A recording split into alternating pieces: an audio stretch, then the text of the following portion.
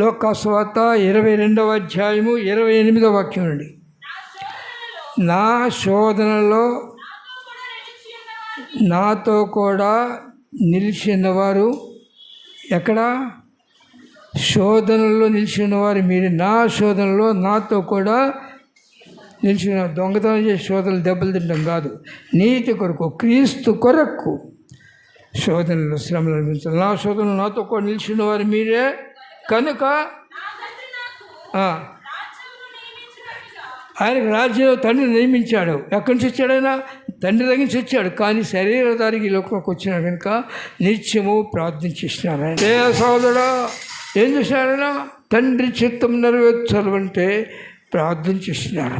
ప్రార్థనతో శరీరాన్ని జయించినారు. లోకస్తులంటే లోకమును ప్రేమించి లోకంలో కొట్టుకుపోయే వాళ్ళంతా లోకాన్ని ప్రేమించి వెళ్తుంటే ఆయన మాత్రమే తండ్రి వైపు రాత్రి అంతా ప్రార్థన చేస్తున్నాడు. లోక విషయాలు ఎక్కడ పాలు పుచ్చుకోవాలి. ఆయన ఆశలు ఏంటంటే అనేకులు దేవుని ఎదుగు తండ్రి ఎదుగు నడిపించాలి, అనేకులు పాపం నుంచి విడుదల చేయాలి. వారి కొరకు నేను శరీరం జయించి మాదిరిగా ఉండాలి కనుక, నేను శ్రమలు శోధనలు అనుభవించాలి కనుక నేను ప్రార్థన చేస్తాను. లోకంతో నాకు సంబంధం లేదు. క్రీస్తు వారు ఎంతమంది ఇప్పుడు ఇక్కడ దేవుని బిడ్డలు ఎంతమంది, లోక సంబంధులు ఎంతమంది యెరూషలేములో ఉన్నాము, ఎంతమంది ఎరుకోకి దిగి వెళ్ళినాము. పరిశీలన చేసుకోండి. ఈ వాక్యం హృదయంలో పెట్టుకొని లోకంలో ఆశలు గతించున్నాయి. నీ ఆశలు ఎక్కడున్నాయి? నాకంటే మీరు దేన్ని ఎక్కువ ప్రేమించినా నా శిష్యులు కాలేరు.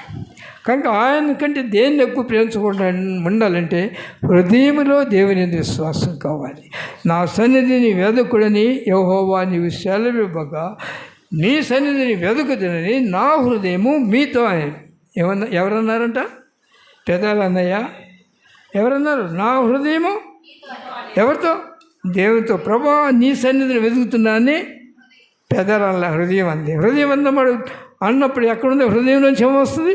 దేవుని కొరకైనా మొర్ర వస్తుంది. అంటే హృదయంలో ఎవరున్నారు? యేసుప్రభు ఉన్నాడు. యేసుప్రభు ఉంటేనే ఆయన చేతులు ప్రార్థన చేస్తారు లోకంసులు. కనుక లోకం చూసే మనుషుడు క్రైస్తుడు లోకాసులు ఉంటే అతడు ఎక్కడున్నాడు?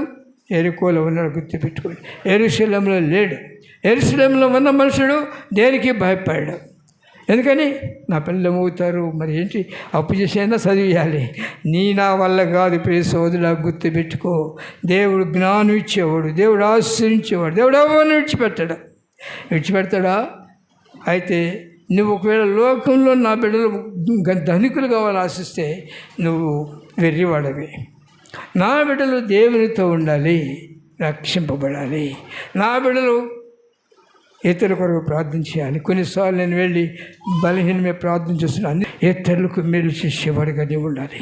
నీ హస్తములు ఇతరుల మీద పెట్టినప్పుడు క్రీస్తు హస్తము నీ హస్తాన్ని మరుగు చేసి వారి మీదకి వచ్చి ఆ గాయపరచబడిన రక్తము బిడ్డలోకి వెళ్ళాలంటే నీవు క్రీస్తుని కలిగి ఉండాలి.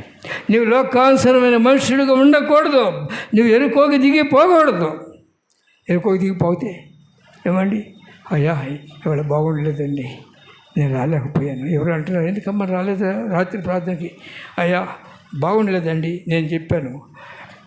కళ్ళు తిరిగిన చాలా భయంకరమైన తలనొప్పి వచ్చి జ్వరం మంటలు మండుతున్నా వెళ్ళి దేవుని సన్నిధిలో కూర్చునేవాడిని నేను. అది నా అనుభవం. కూర్చుంటే వెంటనే తగ్గిపోయేది. ఆయన ఆధారము ఆ మనసు నీకుండా నువ్వు యెరూషలేములో ఉండే వ్యక్తివైతే, దేవుడిని నిజంగా నువ్వు విశ్వసించిన వ్యక్తివైతే దిగిపోవటానికి వీలేదు. దిగిపోతే దెబ్బలు తింటావు. దెబ్బలు తిన్నా విడిచిపెట్టారు. అది గుర్తుపెట్టుకో. మళ్ళీ కృంగిపోవద్దు ఎవరు కూడా. ఒకవేళ ఎక్కడైనా ఎరుకోకి దిగిపోతే మాత్రం దెబ్బలు పడతాయి, తప్పదు.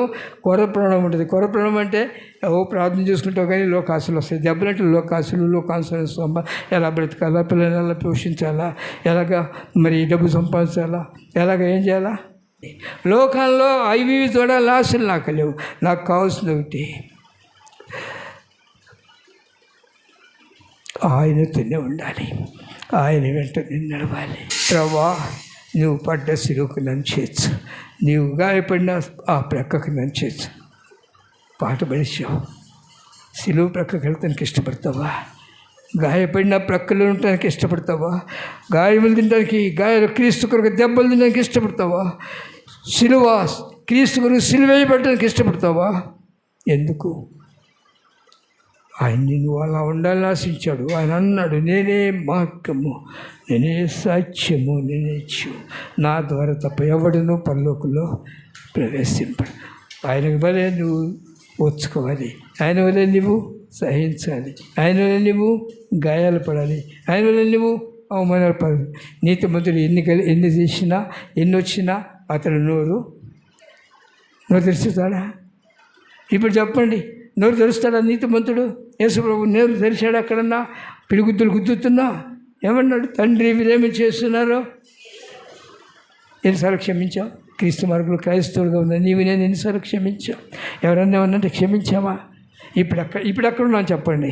ఇప్పుడు ఎక్కడున్నాం? ఎరుసలేములో ఉన్నావా, ఎరుకల్లో ఉన్నామా? చెప్తారా?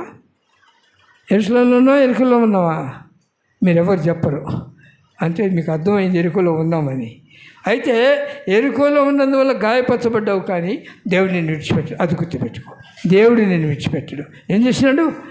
వాళ్ళంక చూస్తున్నాడు. గాయపరచబడి కొన్న ప్రాణంతో ఉండి రోజమ్మ కాపాడిద్దా, సునీతమ్మ కాపాడిద్దా, ఎవరు కాపాడుతారని అటు ఇటు చూసి ఒకళ్ళ నర్సం ఉంది కదా, ఆమె ఇంజక్షన్ చేసింది, ఆమెకు చూసేది. అట్లా చూశాడు. అందరంకా చూశాడా? యాజకులంక లేవీలంక చూస్తూ వచ్చినాడు. ప్రభు వంక చూడాల.